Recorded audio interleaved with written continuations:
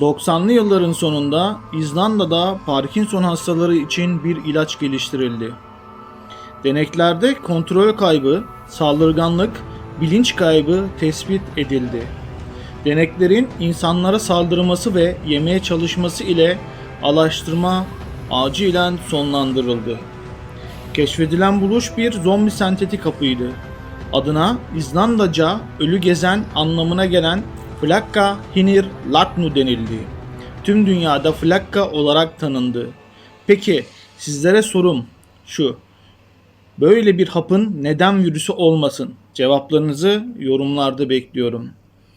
Dünyada hızla yayılan, bağımlılığı adeta zombiye geçiren Flakka isimli sentetik uyuşturucu Türkiye'de ilk kez görüntülendi. Büyük tehlike içeren bu uyuşturucunun inanılmaz etkileri bulunuyor. Vatandaşlar yeni bela Flakka'nın ne olduğunu merak ediyorlar ve Flakka nedir sorusunu soruyorlar. İstanbul, Samsun ve Mersin'de kaydedilen dehşet dolu görüntülere uyuşturucu kullanan gencin krize girmesi görülüyor.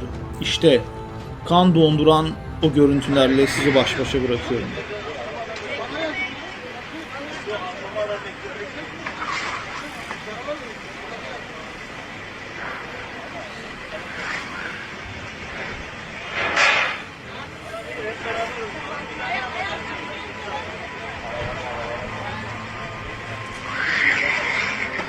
Mersin sanayi sitesinde bir gencin insanları adeta zombiye çeviren Flakka isimli sentetik uyuşturucunun etkisine maruz kaldığı bir amatör kamera tarafından ilk kez görüntülendi.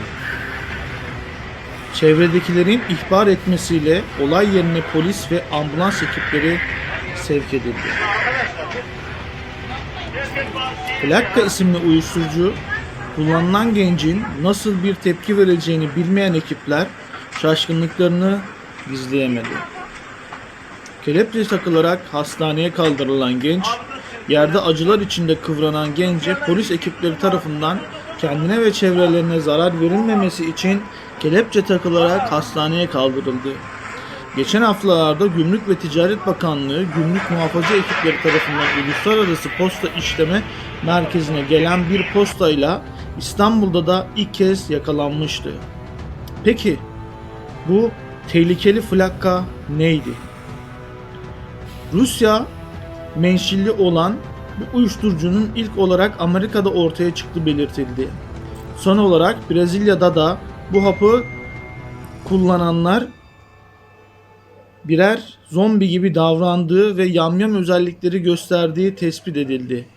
Sentetik bir uyuşturucu olan bu maddeyi kullanan insanlar filmlerde gördüğümüz gibi adeta yaşayan ölülere dönüşüyor. Uyuşturucu maddenin etkisiyle etrafa bulunan kişilere saldırmaya başlayan insanlar çevrelerine korku salıyorlardı.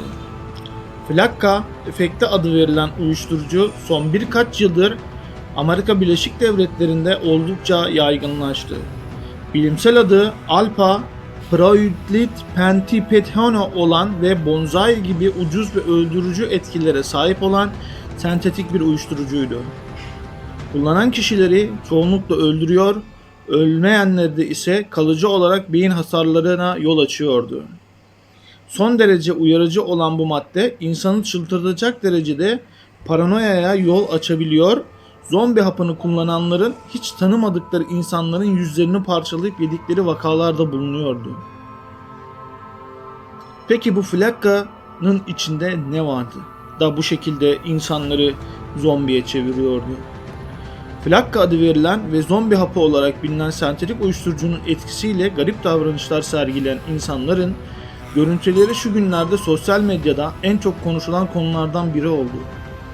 Flakka adı verilen hap, banyo tuzundan da bulunan amfetaminin benzeri bir kimyasal sentetik uyuşturucu madde, sentetik uyuşturucu piyasada bulunan çok daha kötü etkilere sahip bir uyuşturucu maddelerine alternatif olarak üretilse de etkileri bir hayli farklıydı.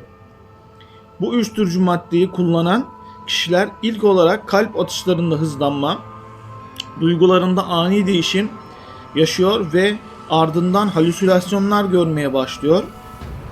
Zombi hapı kullananlarda kalıcı psikolojik sorunlar oluşuyor, hatta kalp krizine bile geçebiliyorlardı.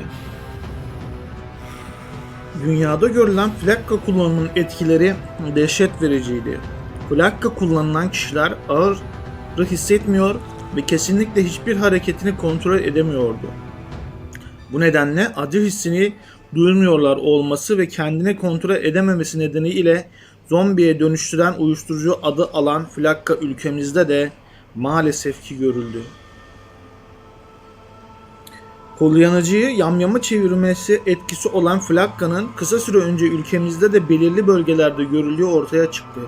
Ortaya çıkan birçok dehşet verici görüntüler ile flakkanın ne kadar kötü ve tehlikeli bir şey olduğunu görmekteyiz. Öldürücü etkileri kişiden kişiye değişen bu uyuşturucunun birçok kişinin canını aldığı gözlemleniyor.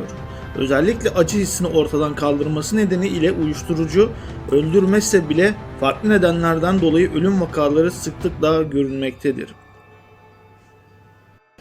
Günümüzde yeni nesil ölümcül madde olarak flakka olarak tanınmaktadır. Uyuşturucu kullanım yaşının giderek düşmesinden yanı sıra yeni uyuşturucu maddelerin ortaya çıkmasının da bir o kadar tehlikeli hal aldığını ifade eden doçent doktor Gül Er Yılmaz son zamanlarda Bonzai'den de daha ucuz olan ve kullanıldığında kişiyi adeta zombiye çeviren flakka isimli uyuşturucunun kullanımının ülkemizde de görülmeye başladığını sıklıkla belirtti.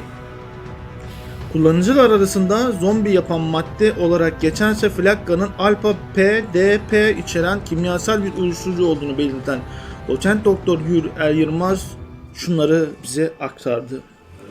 Flakka sentetik uyuşturucular içerisinde en güçlerinden sayılmaktadır. Yapısal olarak banyo tuzunu benzerlik göstermektedir. Birçok kullanım yöntemi vardır.